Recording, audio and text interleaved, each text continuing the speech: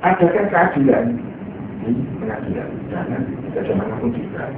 Walaupun hukum harus ditegakkan, walaupun wajib hukum, namun masih ada diskriminasi pengadilan, termasuk yang terjadi di Pengadilan Negeri Semarang, seperti yang minta menjadi yang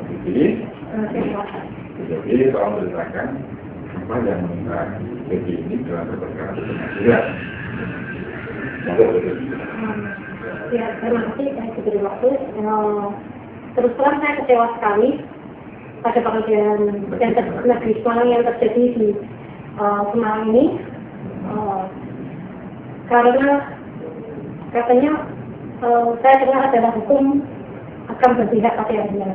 Tetapi kenyataannya yang saya alami saat ini adalah saya merasakan banyak sekali ketidakadilan terjadi pada saya.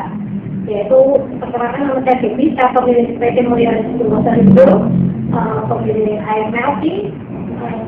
Saya ditipu oleh rekan kerja saya yaitu IRJ Handojo, pemilik PT Hanifa Nusantara, yang sudah saya laporkan ke kepolisian atas kejahatan IT dan penggelapan dana perusahaan saya yang merugikan perusahaan saya kurang lebih 3,1 miliar, juga kejahatan IT yang merugikan puluhan ribu member di Indonesia. Terus kan proses pengadilannya sendiri sudah sampai mana? Proses pengadilannya di kepolisian IRJ ditahan 1,5 bulan dalam proses untuk pengadilan, tapi setelah dilimpahkan ke kejaksaan, IRJ bisa bisa menjadi tahanan kota. Nah terus sekarang proses di pengadilannya sendiri, pengadilan sudah berapa kali sidang? Kita kurang lebih sudah 5 kali sidang, dan katanya masih sidangnya masih akan sangat panjang, dan Handoyo ada di luar, hanya sebagai tahanan kota. Terus seperti apa yang diharapkan jadi sendiri?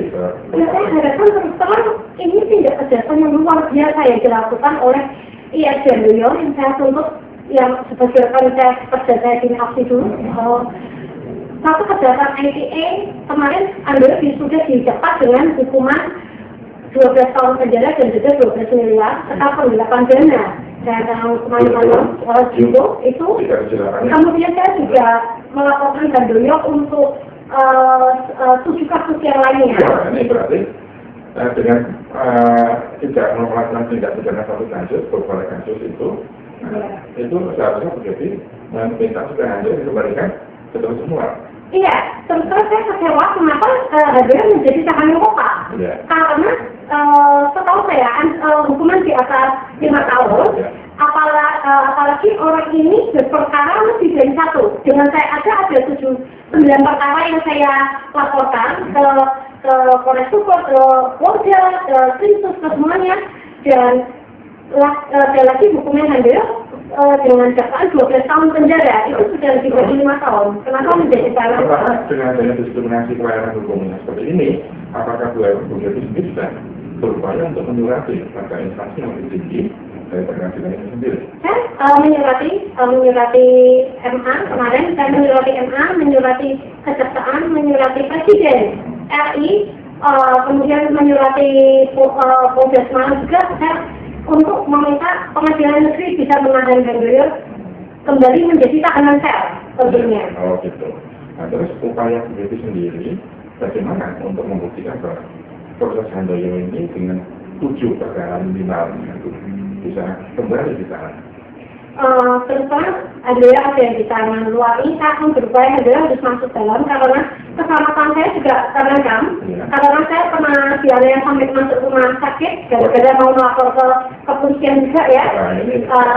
Itu kemudian kemarin banyak sekali teror juga, jadi saya ingin Handoyo berjalan dalam, apalagi melakukan tindak pidana dengan ancaman hukuman 12 tahun, juga Handoyo ada 9 perkara dengan saya, tentunya yang saya laporkan, tentunya kalau sampai Handoyo ini tidak menjadi tahanan sel, saya akan melakukan sebuah tindakan aktif untuk mencari keadilan, yaitu minggu depan, hari tepatnya Jumat, saya akan mulai berdiri di Pengadilan Negeri Semarang sampai Handoyo menjadi tahanan sel.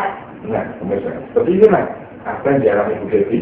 Bagaimana mengetahui bagaimana dengan LPSK, Lembaga Perlindungan Saksi dan Korban? Anda harus turun ke Semarang. Lihat, termasuk warga Semarang. Di perlakuan adil dalam mencari keadilan di Kota Semarang ini. Nah, terus bagaimana jadi tentang masalah upaya terakhir tadi yang menarik untuk media berdiri. Ya, saya akan berdiri, kemudian saya akan memberikan di bawah saya akan berikan 300 bukti email kejahatan, rekaman suara kejahatan Handoyo, bukti pelayanannya dan pengancaman dan semuanya. Saya minta masyarakat menilai saya dan menilai Handoyo untuk memberikan suaranya kepada pengadilan untuk Handoyo bisa menjadi tahanan sel. Terus Bu Devi membawa dengan berbagai bukti. Apakah dari teman-teman pers sendiri bisa mengakses untuk bukti-bukti ini? Tidak, saya akan berikan ke semua teman pers, semua tidak ada Handoyo, bukti-bukti semua. Tapi besok saya menjadi saksi kunci di pengadilan, tapi itu buktinya akan saya serahkan kepada pers semua. Ya, terus beberapa besok sebagai saksi kunci dalam rekaman kejahatan manipulasi data ITA perusahaan PT Mulia Rezeki Water itu yang dilakukan ERC Handoyo dan sekarang sudah menjadi terdakwa juga pembebasan denda 3,1 miliar dan ancaman hukuman 12 tahun penjara. Ya, itulah apa tadi yang diungkapkan Devi, walaupun sepintas perlu Anda ketahui itu terus di online kita. Selamat siang. Terima kasih.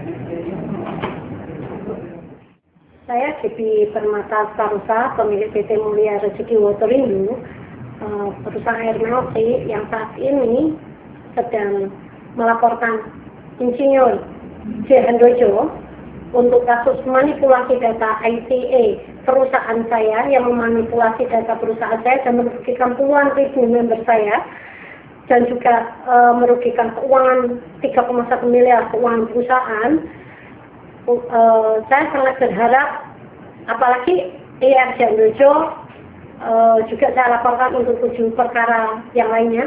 Saya sangat berharap Pengadilan Negeri Semarang bertindak adil dan segera melakukan penahanan sel kepada Insinyur J. Handoyo seperti yang sudah dilakukan oleh Direktur Suspolda Jateng,